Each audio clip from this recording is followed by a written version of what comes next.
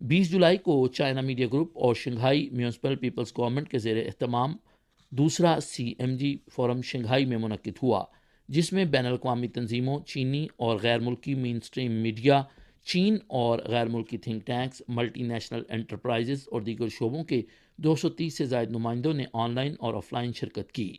China media group Shanghai کے متعلقہ محکموں کے ذمہ دار افراد اور چین میں موجود Nepal, Slovakia, Argentine, Colombia, Singapore, Israel, Denmark, Uruguay اور نیوزی لینڈ کے سفارت خانوں نے افتتاحی تقریب میں شرکت کی۔ شنگھائی میں CPC کمیٹی کے سیکرٹری چن جیننگ اور چائنا میڈیا گروپ کے صدر شن ہائیشوانگ سمیت دیگر شخصیات نے فورم کی افتتاحی تقریب میں شرکت کی اور اہم تقاریر کیں۔ چائنا میڈیا گروپ کے صدر شن ہائیشوانگ اور شنگھائی کے میئر گونگزنگ نے مشترکہ طور پر فورم کے منتظمین کی جانب سے اور روسی اخبار کے ڈائریکٹر پال نیگولیسیا اور ایشین براڈ کاسٹنگ یونین کے